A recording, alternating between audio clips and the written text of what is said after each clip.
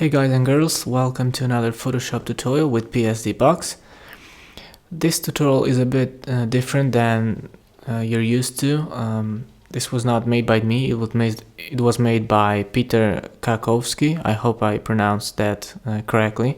It's a very nice tutorial, but it's different because he made the video tutorial but without the sound. So I'll put the sound, I'll comment the tutorial.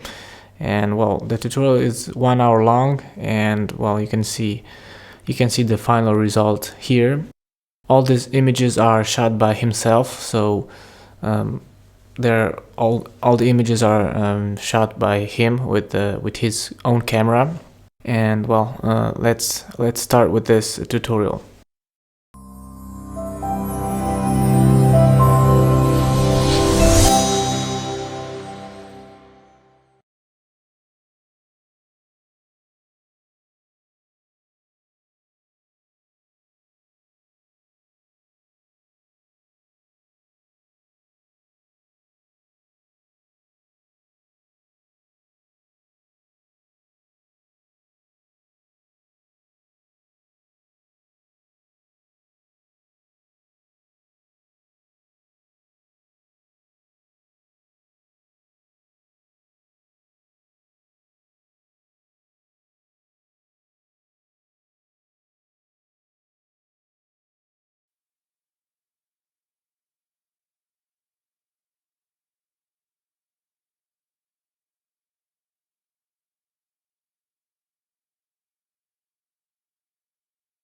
And you can see that in order to move the image, he moves the mouse outside of the boundaries of the document. I would press the space bar, and here he leaves some space for the shadows, I assume.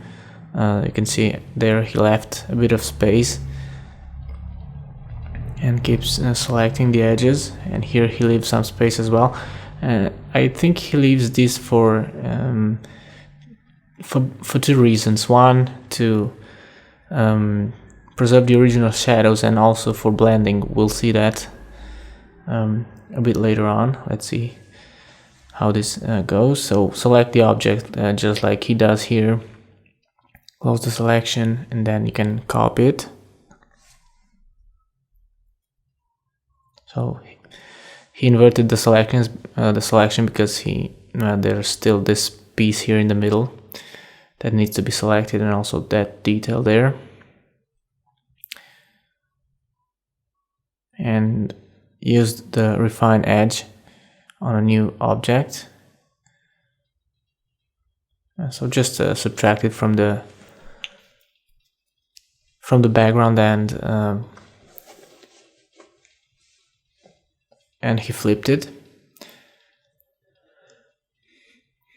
This is the final image, and he uses this as a reference to create this sort of antenna, and that's why he deleted that part there, because he only wants to see that weird antenna that he made out of this object. Inside the documents, you will see a PSD file with the antenna already created, in case you don't know or you can't replicate this kind of weird device,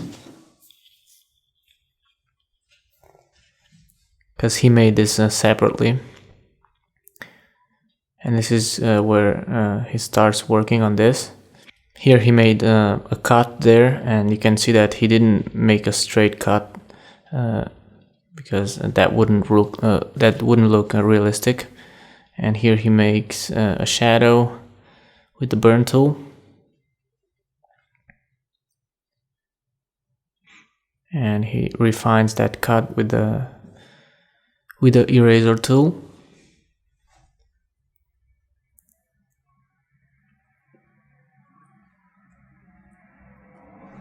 Now he created a new layer, and he filled it with this dark gray color.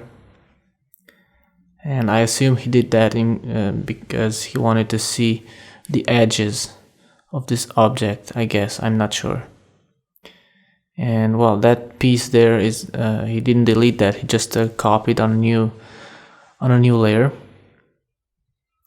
And now he uses the clone stamp to just make this piece longer. I would probably duplicate it instead of using the clone stamp tool. And then with the transform tool, pressing Ctrl and T, you can load the free transform, and he keeps cloning this part here. And he made it a bit narrower. And now with the puppet warp tool from the edit menu, starts bending this pipe here, and gives it the shape that he wants.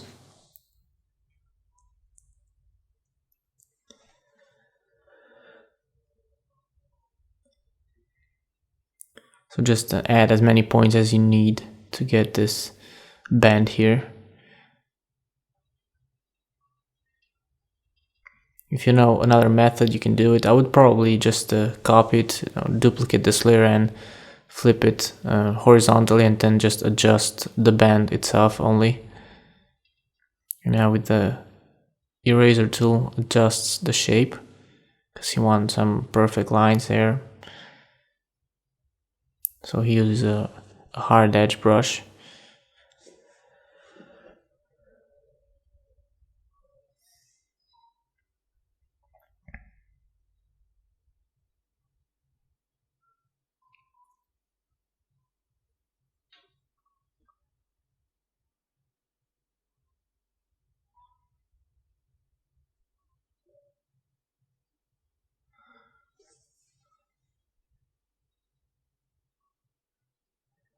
So you can see that now he placed that layer under the main object, under that tripod there, and he used the dodge tool just a bit to add a bit of shadow on the lower part. And now he duplicated, it's the same shape that he made before, but he duplicated it. And now he will do the same, he'll make it smaller to make it fit the other one, just like you see here. And you can see that he overlapped them.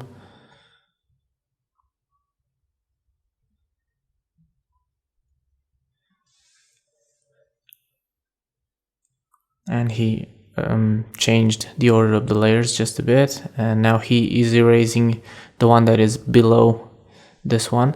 And with a soft eraser brush, he blends both shapes.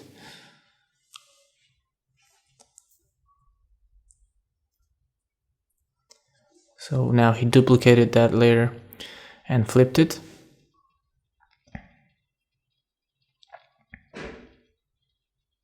And again used the soft eraser to blend where both pipes unite.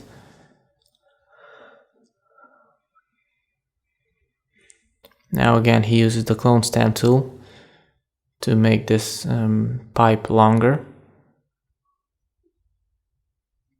With the Alt you can sample, and then you can draw. As long as you align the first stroke, you can keep brushing without worrying about alignment. Now again he duplicated that shape and he placed it there, and he does the same. Erases the part that is below the pipe that is on top, and with a soft eraser he will blend both of them, just like you see here.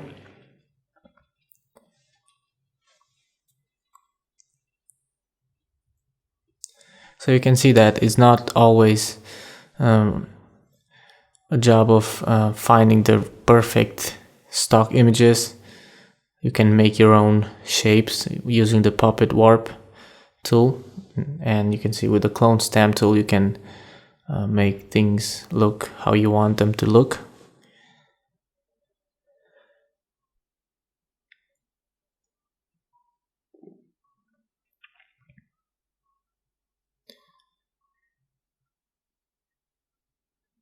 And again just duplicating the same shapes, put them close together.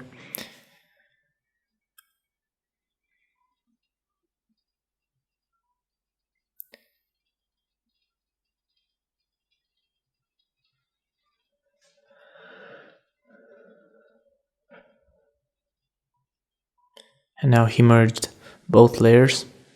You can do that with Control E. It's a lot quicker than using the right click like he did.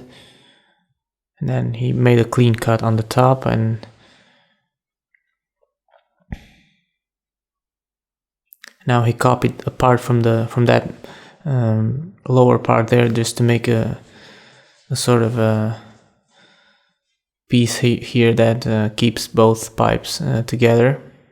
And using the eraser tool, he makes a shape there on the corners.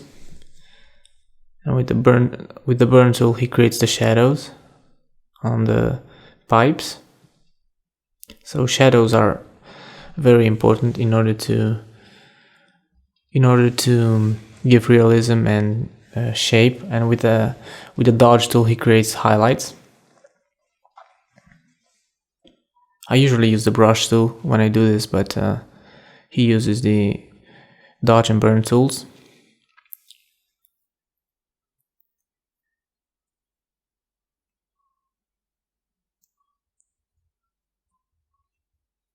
And again, with the clone stamp, he makes this shape even longer.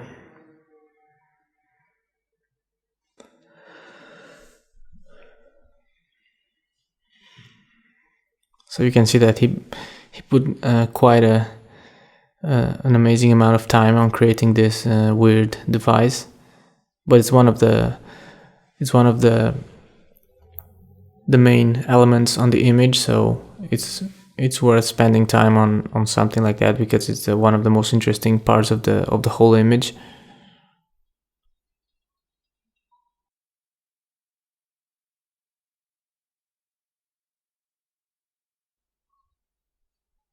And now he will make a sort of a wire here. So you can see that he duplicates the same image over and over again, and he transforms it. And using the hue saturation, he changes the lightness to make it look as it's white, and then with levels adjusts the brightness of it. And again, with the free transform, he makes it he changes the shape. Well, actually the size, not the shape. He duplicates that and duplicate it again.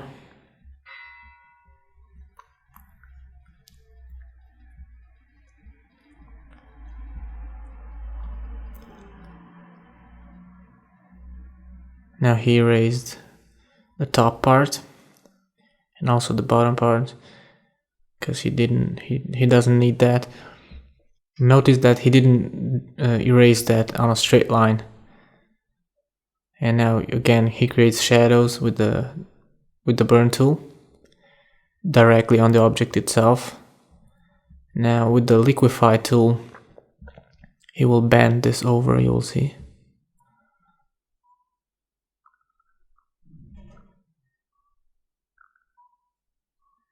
Just to give it a bit of shape.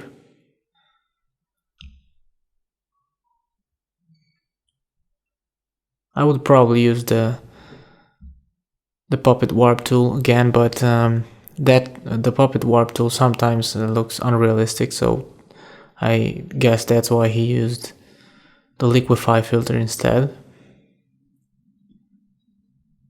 Now he does the same thing, but maybe you can see that he made this rope or wire or whatever this thing is a bit shorter than the first one. And again, he used the liquefy filter to bend it.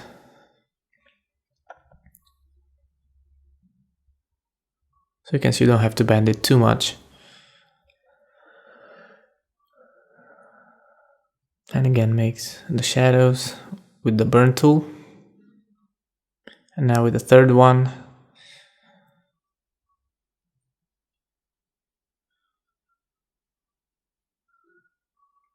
he does the same. As I said, you have this device here. You have the PSD file of it, but it's interesting to try and do this because you will learn and you will practice with the tools, and it's interesting to do this.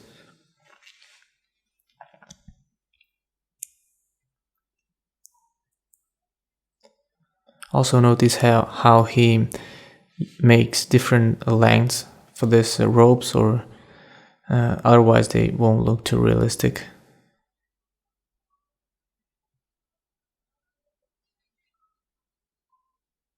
So it's a really weird object. I don't know how he came with this idea, but I like how it looks. It's really strange. It's a very original idea. And this is the piece of rope that has that stone at the end, or that weight. I don't know what. I think it was a stone. Oh yeah, and look, he uses the same image to. I would simply copy it. I just select and copy, and you can see how many things he did with just one stock image, just by copying and duplicating and changing the shape, and makes the highlights, and you will see how he starts giving shape to this. So now he's making the highlights with the dodge tool. You can see the exposure is set to 12% at midtones, and now he changes that to highlights, and well, he switched to the burn tool at 17% on the midtones. He made a bit more shadows on that rope.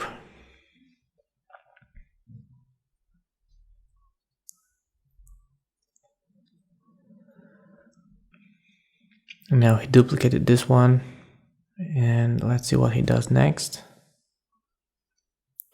Changes the shape with the liquify tool, because otherwise it will look like the other one, which is not realistic. So just change the shape a bit.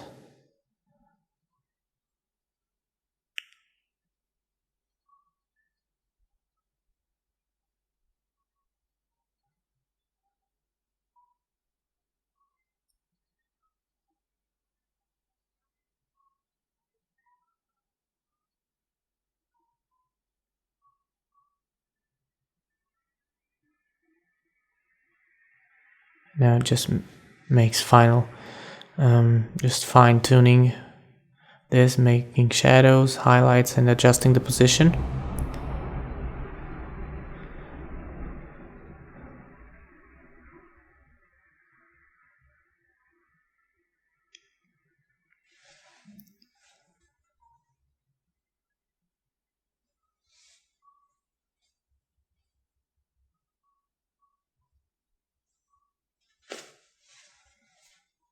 And now he just merged them all together in one single layer.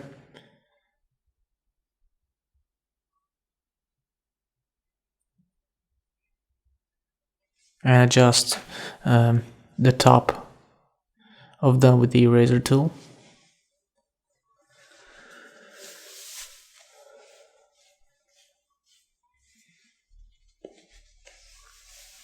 And now, using the dodge tool, he creates some shadow on the top of them.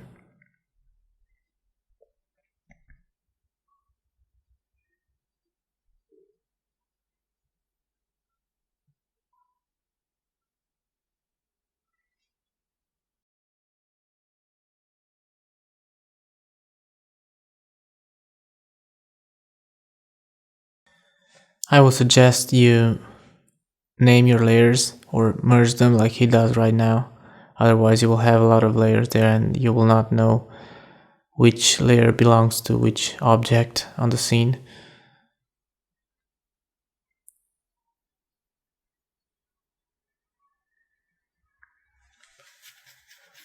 And you can see he kept copies of all the objects that he made. those layers that are turned off are copies of these objects. And again, uses the clone stamp tool set. You can see the sample is a current layer, so he's not sampling other layers. And he made this thicker piece of metal here below the main object, and well, he starts to make it a bit narrower.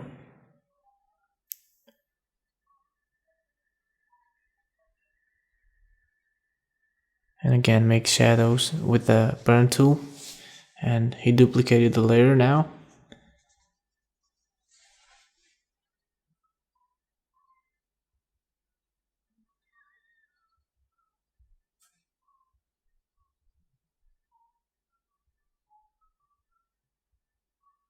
And he's following the same process of duplicating the layers and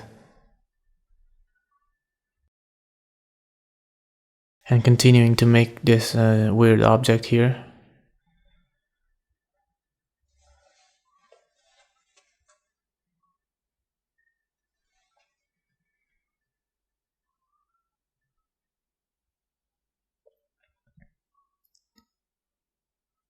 Again, making more shadows at the junctions here.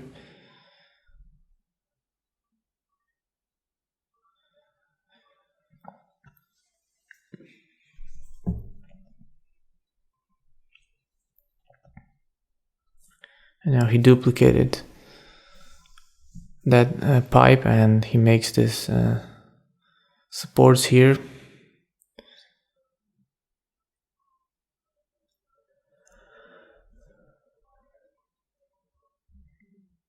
And with the eraser tool, he erases the parts that are not needed. And again, with the burn tool, creates shadows. Now just duplicate that other shape and flip it horizontally and move it on the other side.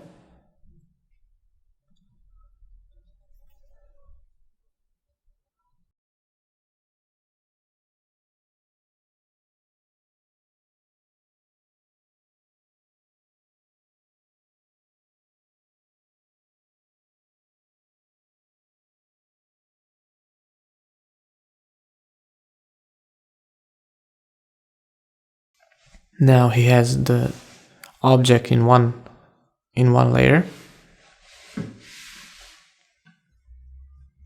And now he will start to make the details there, you can see.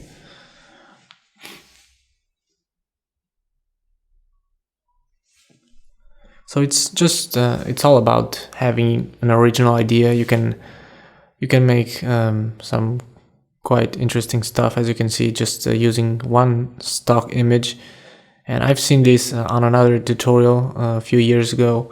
The challenge actually was for a contest, and the challenge was to make a robot from a single stock image, just duplicating and copying the same image and getting the best robot that you could. And this reminded me of that tutorial that I saw.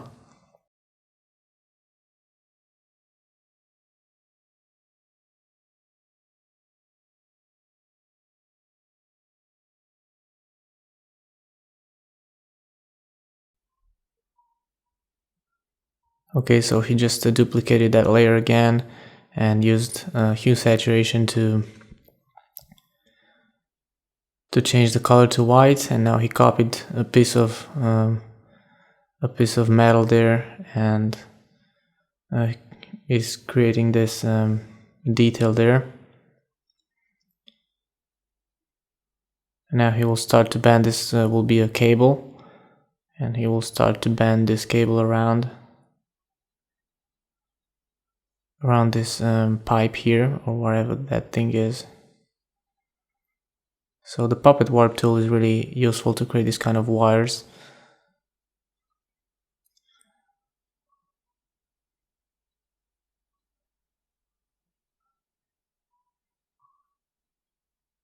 One thing I noticed is that didn't use any layer masks. He uses the eraser tool instead. It's just his way of working.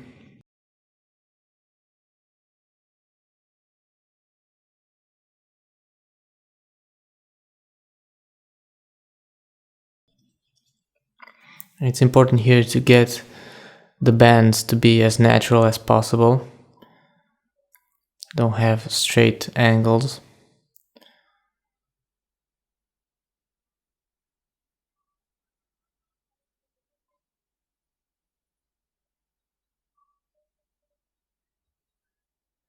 This image actually makes me start making some abstract shapes myself. And now instead of using, as I said, instead of using the layer mask, he uses the eraser tool to create the illusion that this cable wraps around this object, around this pipe.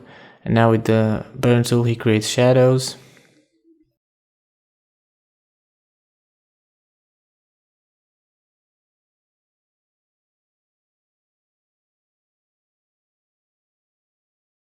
Notice where he makes the shadows.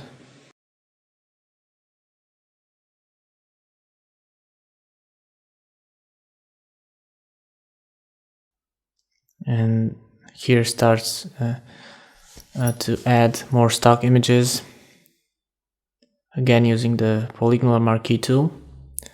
Here you could even use the quick selection tool because the background is white.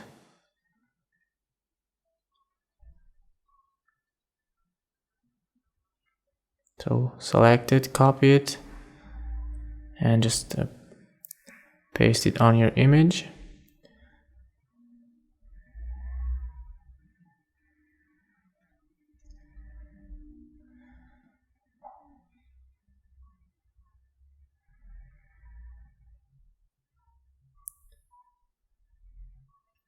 So adjust it with the free transform, and as I can see, he uses the warp tool as well to adjust the position.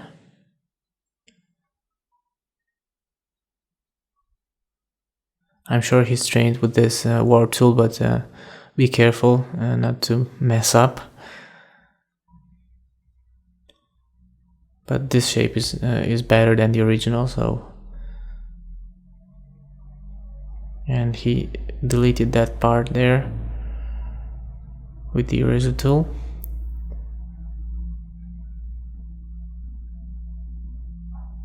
And he's just adjusting the shape to fit that pipe there.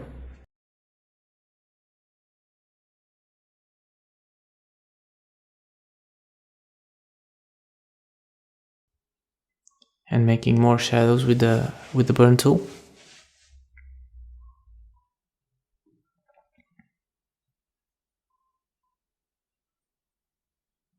And again, he copied part of it, part of that second object,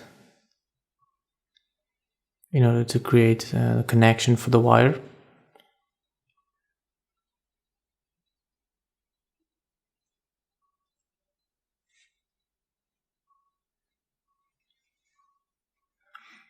So he's paying a lot of attention to details, like you've just seen now, that connection to the wire.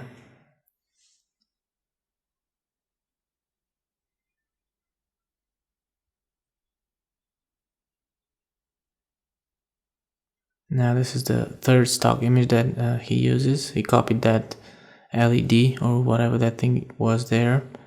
And let's see where he places that. Right there, it's part of the antenna.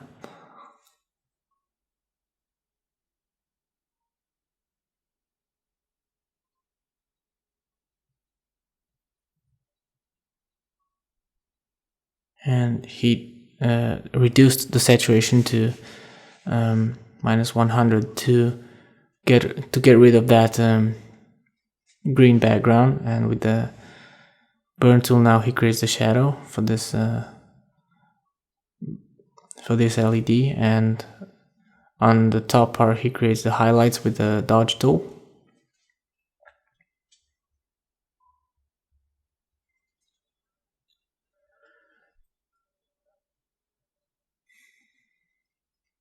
Now another piece of metal here.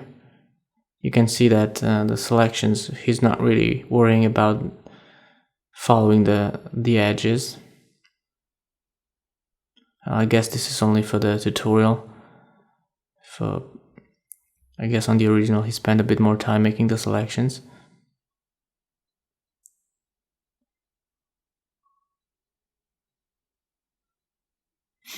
Anyways, you can take your time and make the selections more accurately, especially if you're working on a high resolution image, because when you zoom in you will start to see if you made a bad selection, that will be noticeable on a high resolution image.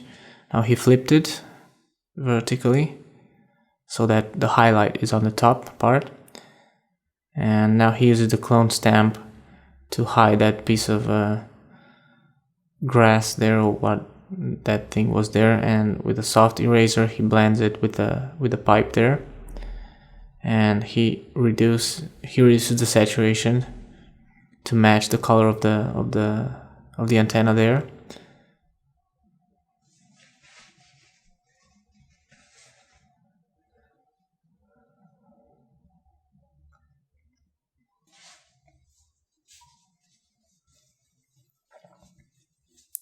And now he will add the bird.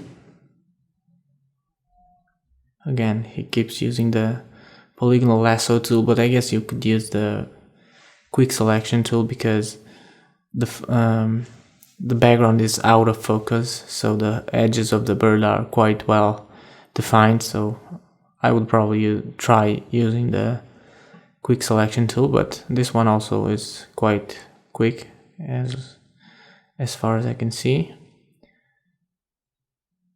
So make the selection, copy the bird, and paste it on your image. And with the free transform, you can make it smaller and just place it over the antenna there. And now he uses the eraser tool to get rid of the parts that are not needed. I would probably use a layer mask.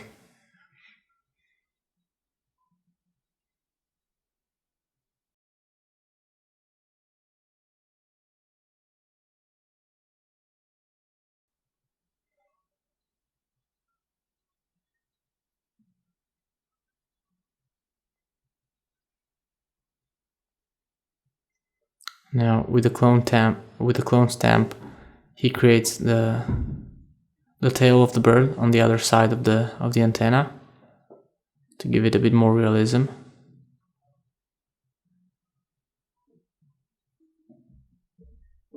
And with the brush tool, he creates the shadow of the bird.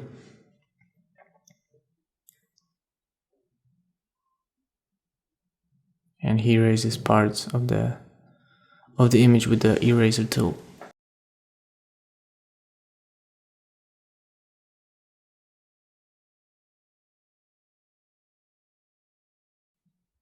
Okay, now he copies the middle section of the antenna and makes the wires at the bottom. Again, with the clone stamp tool, he makes the object longer.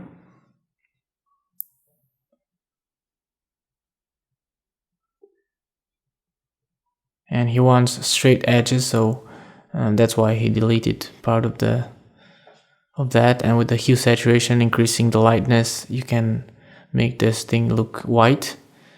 And now with the puppet warp tool, starts to bend this over and get the shape that he wants.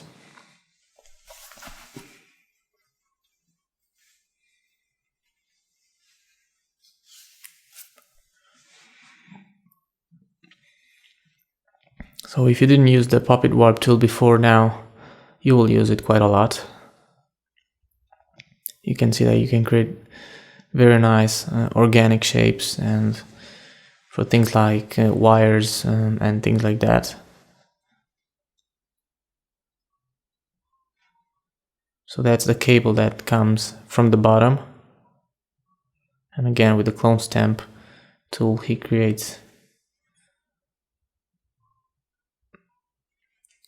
makes it longer.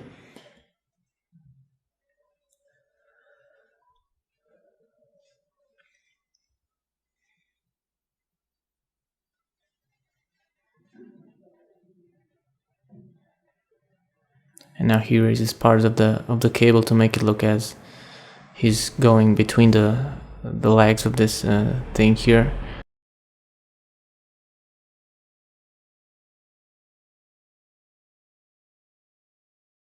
Now he makes it darker using the burn tool, making shadows, or well, it's actually making it darker.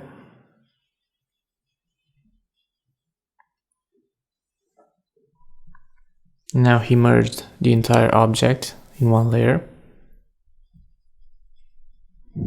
And this is the background for his artwork, but not entirely, just part of it. You can see that now he starts selecting part of the image.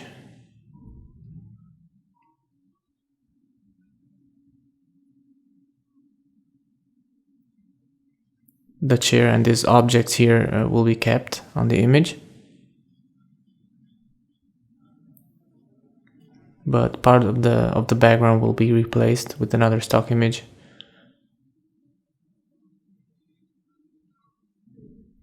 So he makes straight lines. You can see perfectly straight lines if you press and hold the shift key while you make the selection. Then he inverted the selection and keeps selecting part of the background here.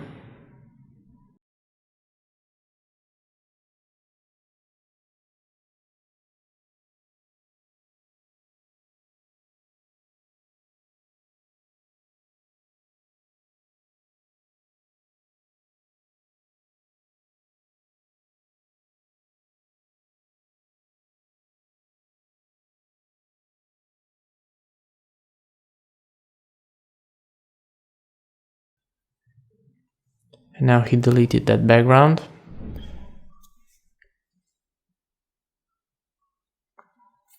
And he brings the sky in and he drops it behind this background that he had with the chair. And with the clone stamp tool, he gets rid of those trees there.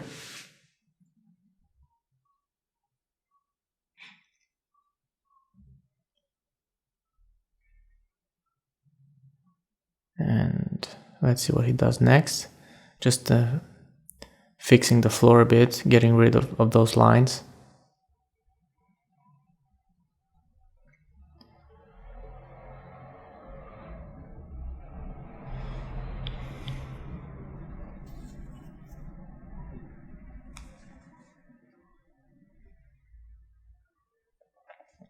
Remember that these are all images that are took by himself.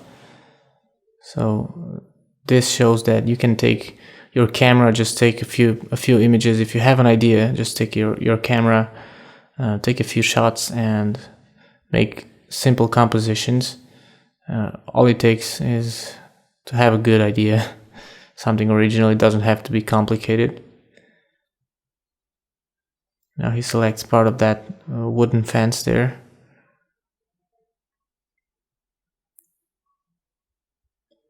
And pastes it and he placed it behind the chair, makes it a bit smaller.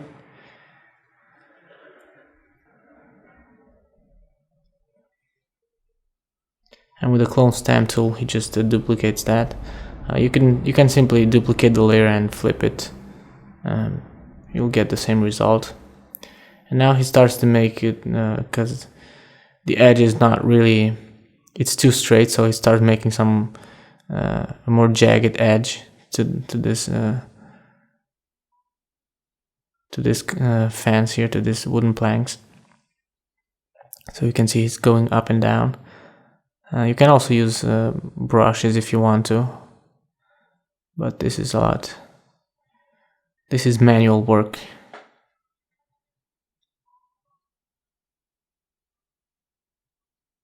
You just want to make it look a bit more random, not perfectly straight, because it's not realistic. Okay, now he will delete the top part, and you can see how it looks. Now he will make some highlights on the top part of this these wooden planks. Obviously he goes really quick here, but you can take your time and make it look a bit better.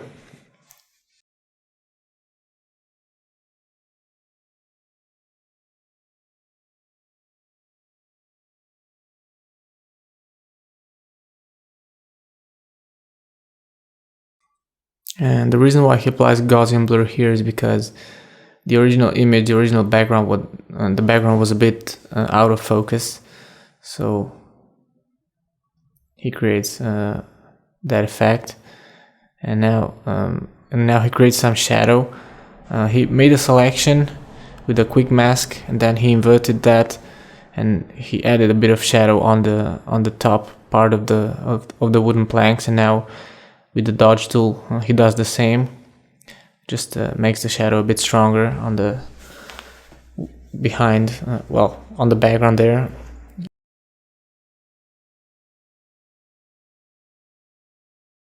If he went too quick there on the quick mask, you can rewind the video, or just use the burn tool only.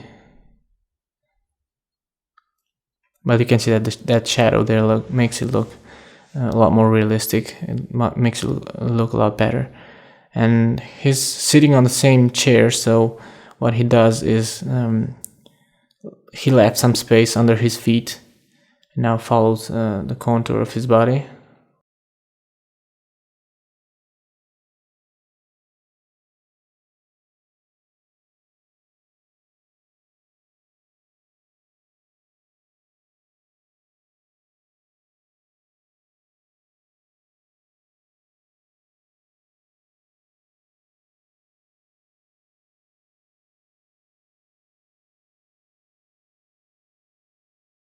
I guess his favorite selection tool is the Polygonal Lasso tool.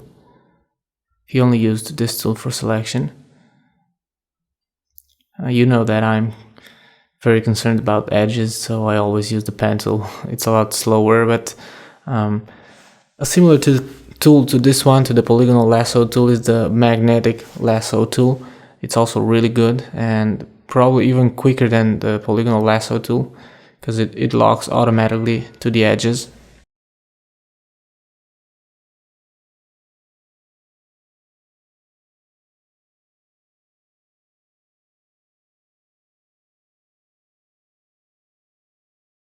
So just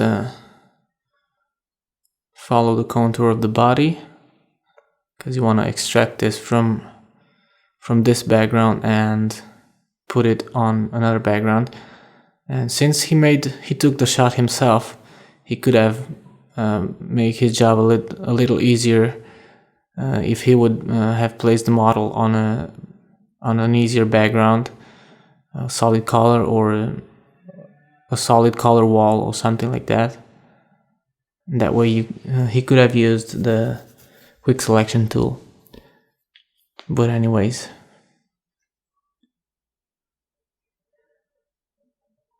so you can see that he also keeps part of the chair.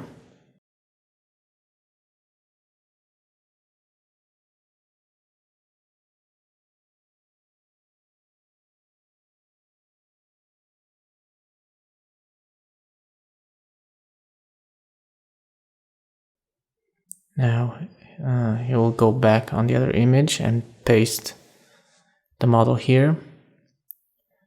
I guess the camera was exactly on the same place. I'm not sure. Let's see what he does next.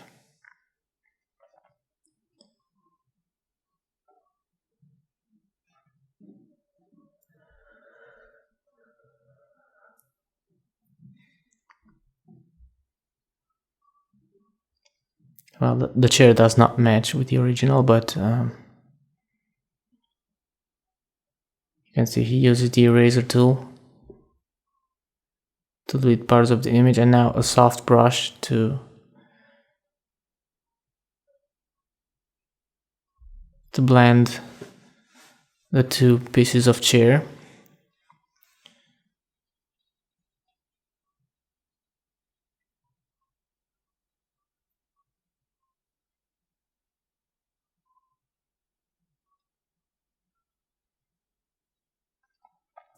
Now delete part of the chair that is from the other stock image.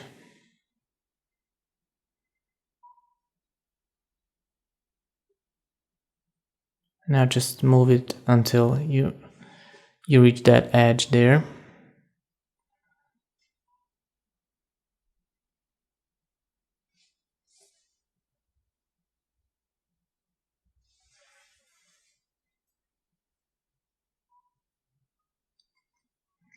So just working with the eraser tool. Now with a soft eraser, he deletes that part and you have it. And now he makes a bit of shadow there on a new layer. And now with the eraser tool, he deletes part of it.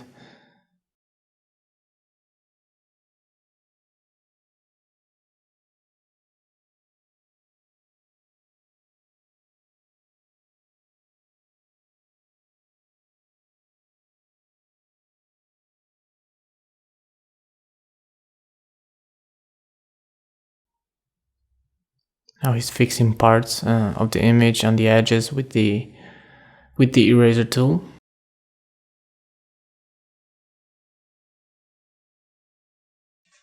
I will probably use the refine edge, but it depends on what kind of edges you have.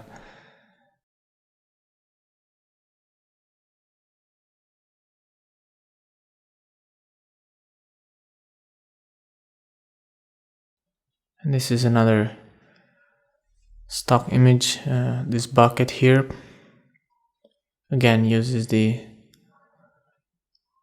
same polygonal lasso tool.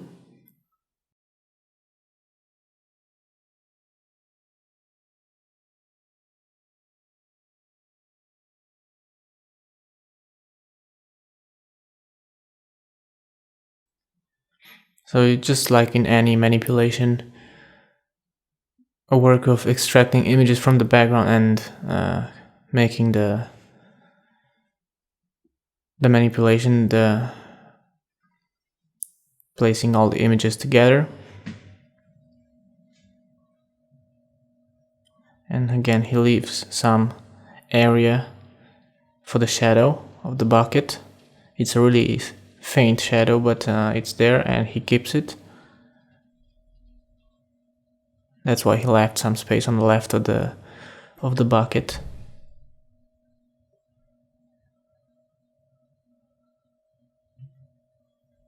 One thing I learned from this tutorial is that edges are not really that important to follow the edges exactly as they are,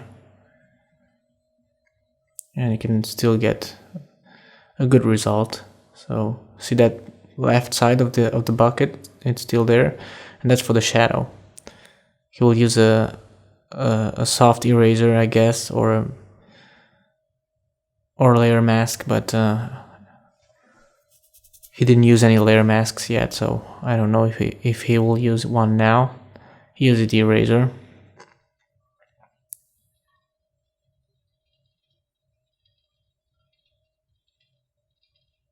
Well, he didn't keep the left side of the bucket either.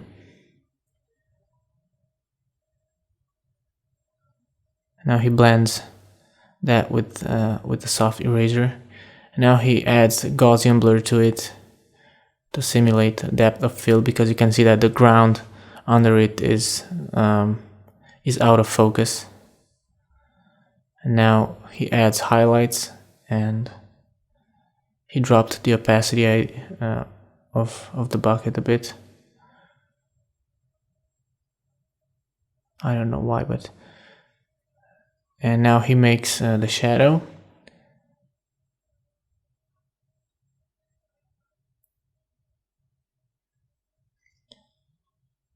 He could have made, if he merged the layer before, and he could have made the shadow on a new layer before merging the layer, and that way he didn't have to burn it, but to delete it. But anyways.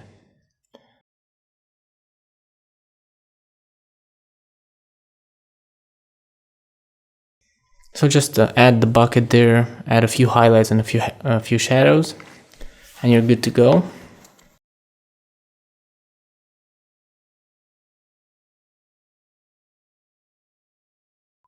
Now this X, it's a lot easier to just use the quick selection tool if you want to select it, but he only needs the tip of it.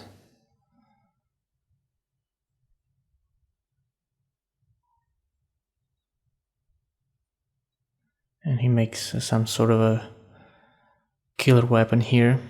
Let's see what he does. Again, using the clone stamp tool.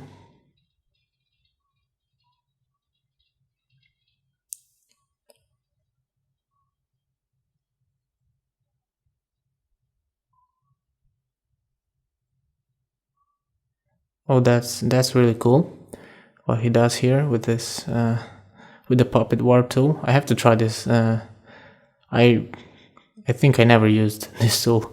Well, I used it a couple of times, but he uses this tool quite clever. It's quite clever what he does here. I like how he uses this tool to create this kind of objects.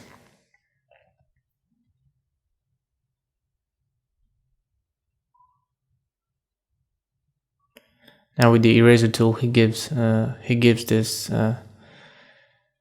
this blade here a bit of shape. Notice that the highlight is on the inside of the blade. Now he makes more shadows.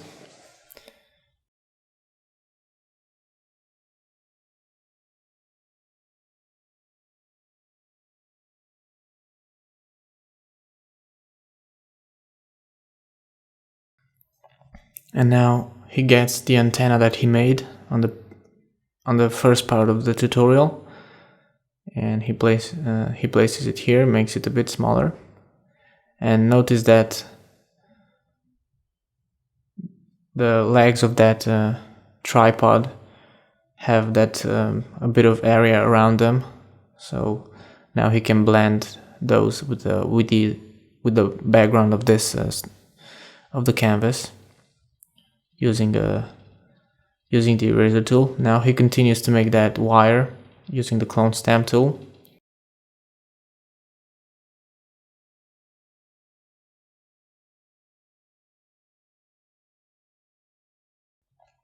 And now with the soft eraser, he merges this tripod. He blends it with the original background.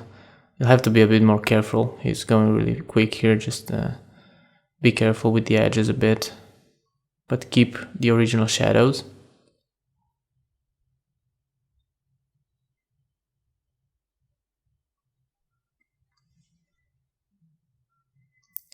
And now with levels, he will make it a bit darker. He made the midtones a bit darker. And he makes more, he darkens this wires here. And this one as well.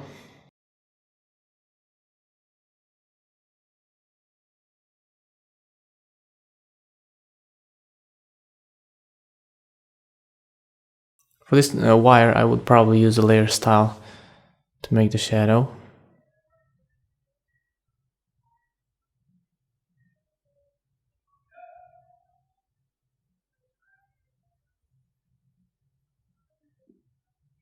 Now he makes the shadow of the wire, and with the smudge tool, he makes it look a bit more realistic.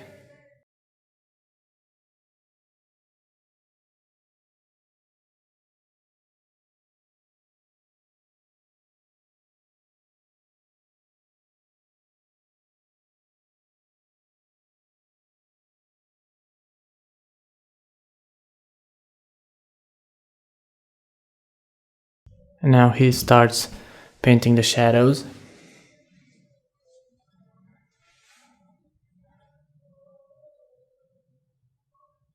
With the brush tool, and now just he's duplicating the same shadow for the other part of the tripod, and for this one on the right as well.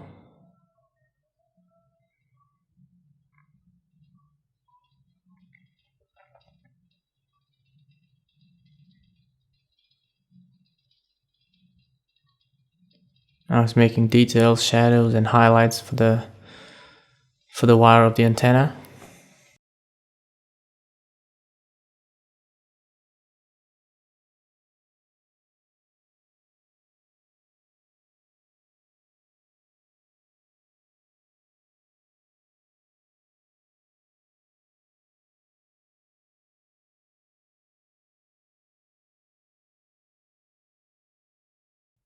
And now he's making more shadows on the top part of the background, and more highlights with the dodge tool.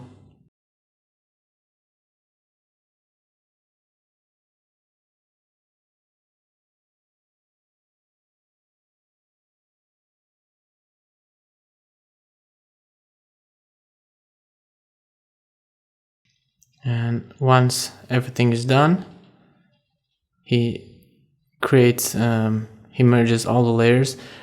I would create a stamp with Control Shift Alt and E, and now make all the adjustments that he makes without the need to merge the entire image. Now he copied that part there again, and let's see what he does with it.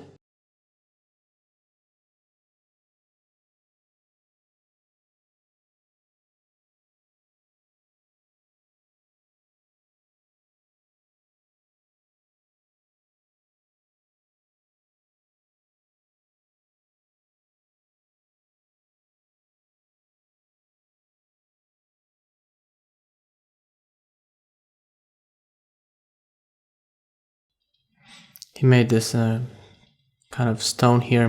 Now he makes the shadows.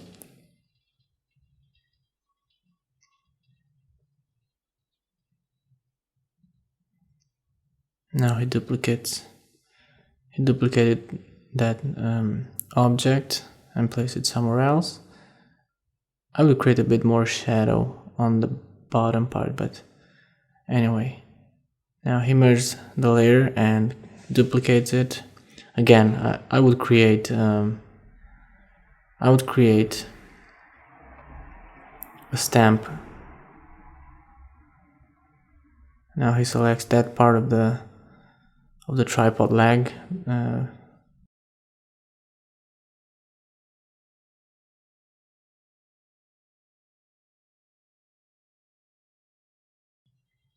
And makes more highlights.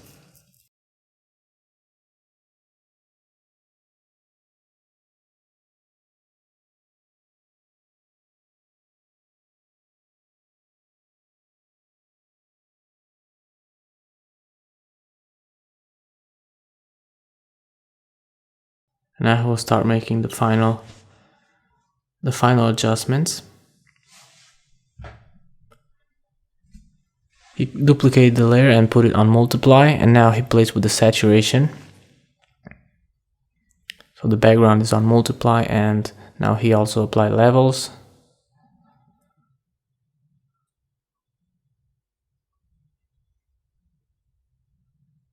And now he goes to color balance, and he adds more yellow on the midtones, and also a bit of red. He does this by eye.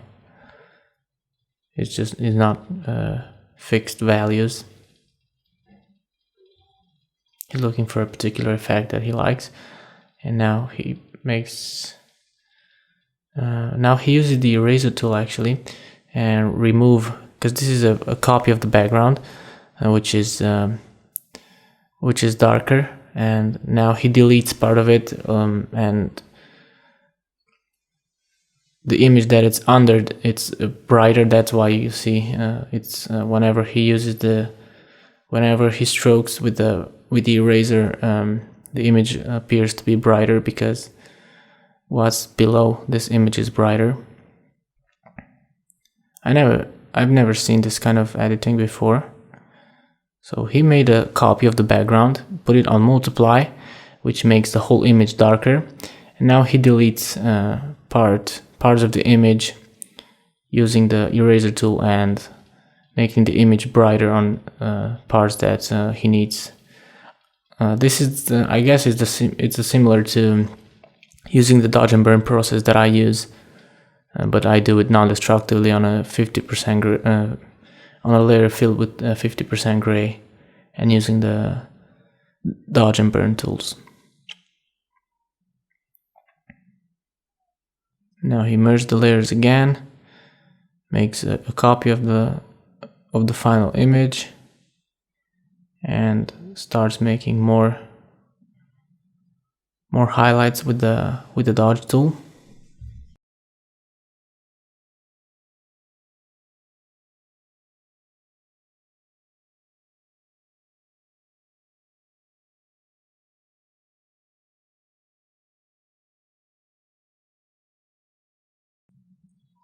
Now he deletes the axis, I think.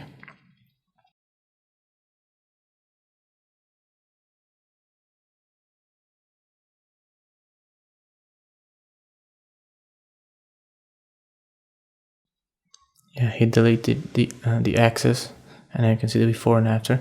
Just add a few highlights on the right side of the pipes, because the light comes from the right side of the canvas. And now he plays with the levels to give a bit more contrast to the image on a duplicated layer of the merged image.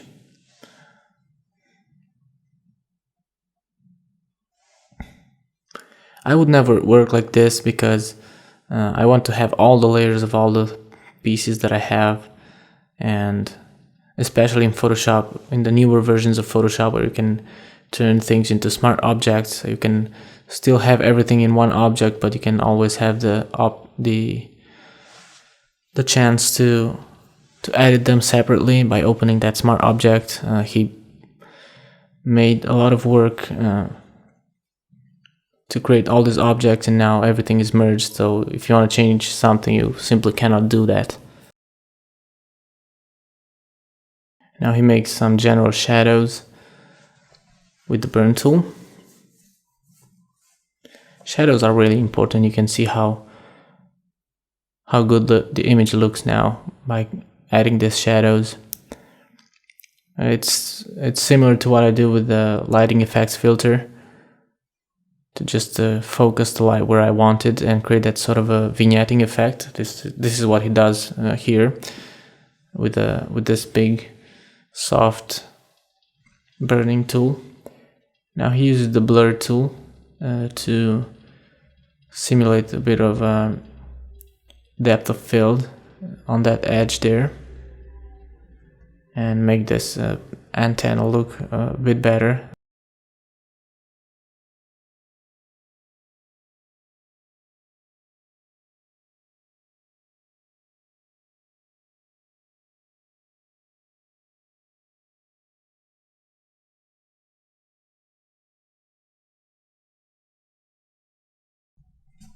Again, he merged the layers and made a copy of them, of that layer. Now he used the quick selection tool to create a selection around the model.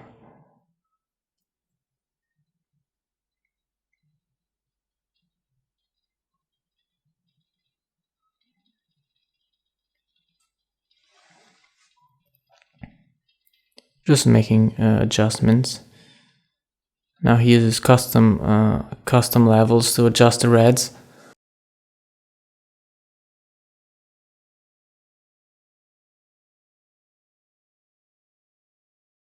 And now the greens, I would use the color balance instead, because it's hard for me to adjust the curves for each channel and get a result that I like. So that's why I use the color balance instead. But you can see the effect that he gets. And again, after applying an adjustment, he merges the layers and duplicates the merged layers and adds another adjustment. And now he crops the image for the final composition.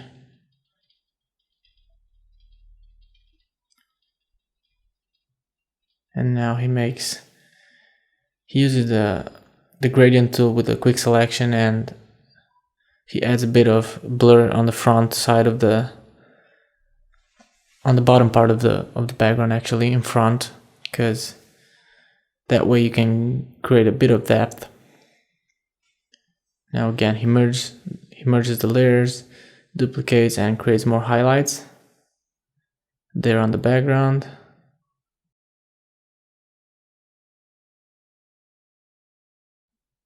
Now adjusting brightness and contrast a bit.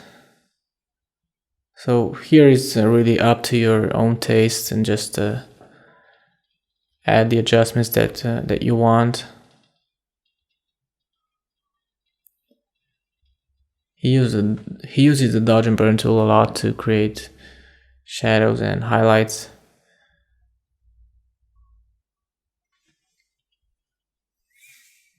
And it's a tool that it can make a difference if you know what you're doing. And right now what he does makes his shirt look like it's dirty. That's why he had the range set to shadows using the dodge tool.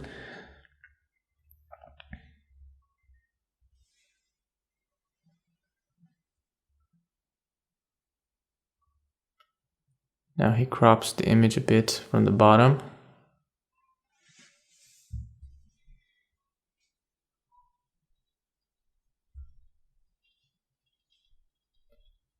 Making more shadows on the fans there on the background.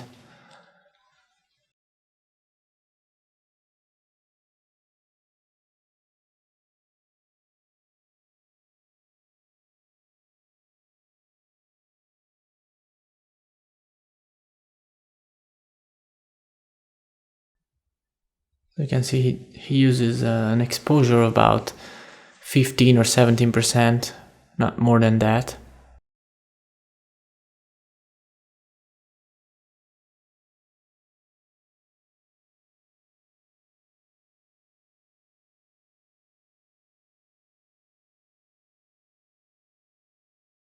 So pay attention on the shadows and on the depth of field to give the scene more realism.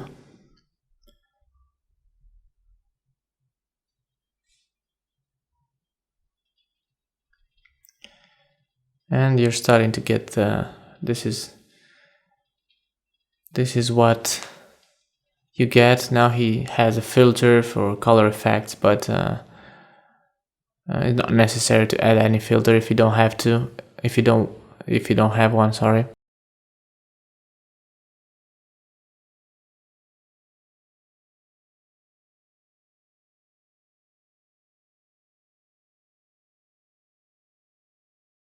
Now applies the filter and he makes even more adjustments. Now he applied the filter on a duplicated layer. Now he deletes.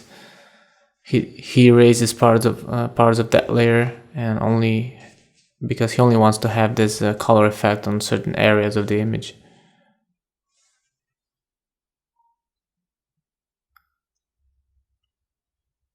Now he makes a final glow of light using the radial tool, the gradient tool, sorry, and applying the color effects pro again to give the final touch of color.